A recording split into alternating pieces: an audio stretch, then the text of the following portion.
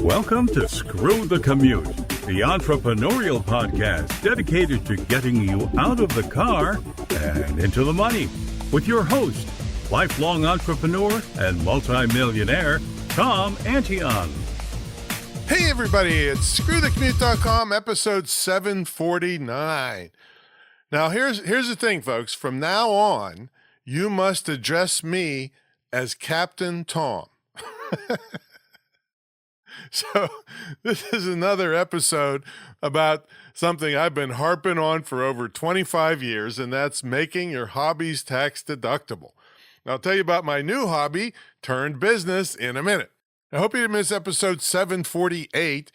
And I was sorry that was very late, but I was doing a lot of research on OnlyFans and how you can legitimately make money on it and what the warnings to keep you and your family safe from it. So that was episode 748. Anytime you want to get to a back episode, you go to screwthecommute.com/ and then the episode number. That was 748 for OnlyFans, and this is 749 for Captain Tom. Okay. Make sure you follow me on TikTok at Digital Multimillionaire and pick up a copy of our automation ebook at screwthecommute.com/automate free. All right, let's get to the main event. So many of you know I'm a big advocate of making your hobbies legitimately tax deductible. I have fatsotennis.com, protectiondogselite.com, and brutalselfdefense.com. And I always have to say, I got to say this, I'm not an accountant or tax attorney, so technically I'm not qualified to give you advice on this topic. But I've had hundreds of those kinds of people in my programs say that what I teach is absolutely right. So you take it for what it's worth, but get yourself, some professional advice when you need it. Okay. Now, I want to remind you to address me as Captain Tom. So what am I up to now? Well, this past Thursday, I went to the Aviation Maintenance Institute in Norfolk, Virginia, where I took my very strictly proctored unmanned small aircraft written exam, otherwise known as my commercial drone written test. Now, many of you know, or I don't know how many of you know, but I was a freelance Part 135, which is a much higher level charter pilot many years ago for airplanes. And recently, I was watching some YouTube video and an ad came up for a drone ground school. And I've always been pretty good at testing, and I don't think I've ever gotten below a 90% on any of my pilot certifications. So I said, I'm going to start studying for my drone certification. Right? So I did, and I passed with 93%. You only need 70 to pass, right? Which is kind of scary for pilot stuff. All right, so now let's talk about making your hobbies tax deductible and doing something totally fun. Now that I have my commercial drone pilot's license, I can charge for taking drone footage, which, just like all my other hobbies, if I'm legitimately making money with my, quote, hobby, it makes it tax deductible. Now, I don't have any big aspirations of making this a full-time, big, super, new part of my business, because you got, I like the digital stuff, just selling, electrons at home, all right? But, I do love flying. So this will be a great side hustle.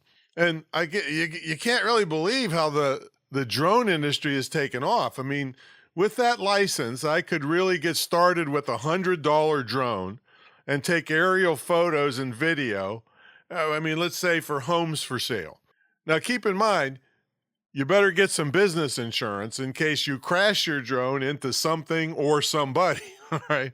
But I think the same policy that covers my protection dogs might work for this drone stuff. So I'm going to call my insurance agent on Monday, but definitely if you're going to be flying drones for money, you better get some insurance on it. But anyway, did you realize you can get from $30 to $400 per hour for shooting this kind of footage? I mean, one job could easily pay for your drone. And guess what? Nobody says you can't use the same drone to shoot your own home, your kids' athletic stuff, your vacation, etc. Just there's rules about flying over people that you need to learn about. But just check with your tax person to come up with a reasonable allocation of tax versus personal use. But see, if you really get into this, some of your drones will only be used for your drone business. And I'm not trying to force you into this. I'm just showing you a real life example. I like to talk about things that I'm really doing whenever possible. Sometimes I tell you about stuff that's a good opportunity that I'm not actually doing, but most of the time I like to actually do something before I tell you about it. Now, one of the rages now in real estate is called FPV, Frank Papa Victor. That stands for first person view, where you have a very small drone that flies through a home, through the front door, through the windows, under the faucet. I mean, all kinds of stuff. And they use it a lot in homes for sale. So just Google FPV real estate videos and you'll see what I'm talking about. You basically hide in the house in a closet with some goggles on where you can see where the drone is going. And it's just really cool to fly through all these things through this house with this little tiny drone. Now, if you get more serious about this business, there's plenty of money to be made. And some of it is really big money. And this might be something you could get your kids into if they're 16 years or older, but they can actually start the process, I think, at 14 years old to pass the written test. And of course, they can still be flying around your house and things privately to practice, because these things do take some practice to fly, even though the newest ones are just so slick. They'll hover automatically and they'll follow you and they'll come back and land in case you get discombobulated, so there's all kinds of stuff you can do, but you can get them started as low as 14 years old to start the written stuff. This one guy, I was watching him online. He was talking about his drone business. He crashed his first cheap drone on a family vacation, but he decided it was so much fun, he would try to start a little side hustle shooting homes for sale, basically real estate. He did 15 houses his first year, 60 houses his second year, 250 houses his third year, and now in his fifth year, he's doing 3,000 homes. Okay, and even if his average was like $400 per home, that's $1.2 million right there, all right? And the entire market is growing. This is something I got from, Spherical Insights and Consulting did a market size research for the global drone market. And in 2021, it was valued at $28.5 billion.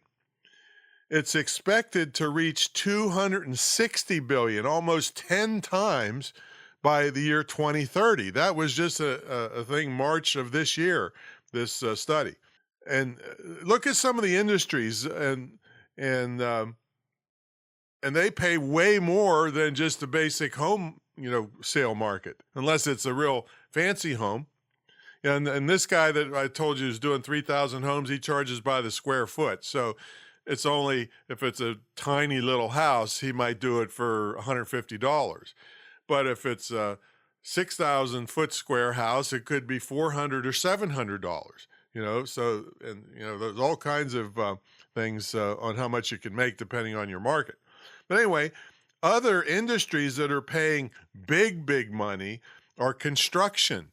So you can see the whole construction site and what's going wrong and what's going right on some of these billion-dollar projects. We have a multi-billion-dollar project going right here in Norfolk right now at the Hampton Roads Bridge Tunnel. They're making a whole new tunnel under the water, all right? But the stuff leading up to it and everything, I don't think they can fly underwater yet. But I don't know. Maybe they can. I don't know.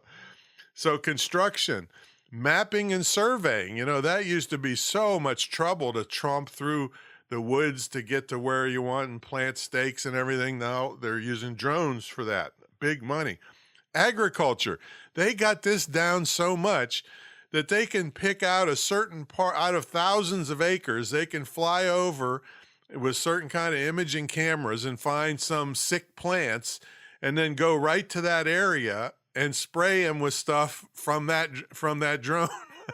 Just those sick ones, not having to spray the whole place, so just amazing things. Infrastructure inspecting, so they can look under bridges and all over the place, and roads, and inspection of power lines and stuff and cable lines. I saw one drone that could hold 2 cameras. It had a thermal camera that would see any heat spots that showed that a wire was going bad or a transformer was going bad, and the other camera was shooting just the regular mechanics of the thing to make sure nothing was broken, all on one drone. And they did this whole mile thing in 10 minutes, which would have cost the power company thousands and thousands and thousands of dollars to get trucks in there with booms and people on the ground and people up in the top and all this stuff. So amazing savings to them, but they're willing to pay a lot of money for you to do it. And see, not everybody can do it because you have to pass the test and you should have insurance. They'll probably check that. But if you pass that test, you knocked out all the little hobbyists that aren't ever going to do this. They can't collect money for this. So it's not a flooded market yet. Even parking lots, these giant parking lots in real estate complexes, they're shooting them and saying, okay, what's going to need paved? How long is it going to take before we need to pave it? And they're just flying a drone over it. And then one person's flying the drone, sending it back to the home office. And roof inspections, also the same thing. So you don't have to hire a local crew to go up there. You can get the parking lot and the roof and everything. And again, roof inspections are another thing for roofing companies. And then there's this thing I hardly even understand called photogrammetry. And it's like 3D modeling and distance measuring and all kinds of stuff that's above my pay grade. But one guy made $45,000 in a couple days doing this. So he took all the pictures with this fancy camera on his drone, took it back to his computer, manipulated it, and sent it in, got $45,000 for the job. So very, very big money in this, in some of these things if you really want to get into this. Like I said, I like to report on things I'm actually doing, but now I kind of be remiss if I didn't mention the not so glamorous side of this, which is making money and having fun and flying the drone around. I mean, you have weather to deal with. You have to learn about where and when you can and cannot fly. Remember, those FAA people don't play. You do have to have equipment and insurance costs. You got trees to deal with. Oh my God, that's what I have here at my house. Also, to improve the quality of your aerial photos, a little Photoshop skill wouldn't hurt, or having somebody that you can send the photos to doctor them up a little bit. I saw one guy, he said, oh, the photo's really nice, but I'd like to make the yard a little bit more green. And it really popped out beautifully in the photo. So, and sometimes they put different skies in behind big commercial buildings, all photoshopped, but it's helping to sell the things. But, I wouldn't worry about this because even the cheap drones, the cameras on these things are just out of sight great, even on cheap ones. So you don't have to worry about that too much. But you do really have to learn the rules because the FAA doesn't mess around. And now if you take the test and pass the test, you're exposed to all the rules. That's what it's basically about, safety and rules. And I think in September, you're going to have a thing called remote ID on you can either add it to an existing drone, a little tiny module, or the new drones will have them, where if you're screwing up and doing crazy things with your drone, it's all being reported to a database that law enforcement can access and then come get you. All right, so I'm all about safety and following the rules for everybody's good. So anyway, that's a little possible side hustle or full-time business or something you can get your kids into that's really a lot of fun and very lucrative and a growing business. And it's an industry that's growing, as they say, they estimate 10 times in the next 6 or 7 years. I mean, there's enormous money being thrown around to this business, and it's saving businesses tons of money. Like I said, with inspecting the power lines on places, they'd have to get tractors and bulldozers in to inspect some of these lines, you can walk in there and have a drone. As long as you can see it, you have to keep it line of sight. You can do this and save them enormous amounts of money. That's why you can charge so much. Okay, so that's my story, and I'm sticking to it. So check out greatinternetmarketingtraining.com if you want help on this and every other thing you got to be successful with an online business. I'm not giving up my online business, folks, just for this drone thing. I tell you that. It's where the big money comes in with the least amount of hassle. And also I have a new program called How to Be a Great Podcast Guest at screwthecommute.com/great podcast guest. I think we have 5 slots left at the introductory price. So check that out right away, and we'll show you how to be in front of tens of thousands of people and get invited back like crazy. It's not just what you do on the interview. It's all the other stuff around it that impresses the heck out of the host. Okay, so before I leave, here's some pilot talk for you. All right. I'll pretend like I'm talking to the tower. Tower says, drone 57 Alpha Papa taxiing to the ramp. Good day from Captain Tom. All right. Well, Captain Tom is out. See you later.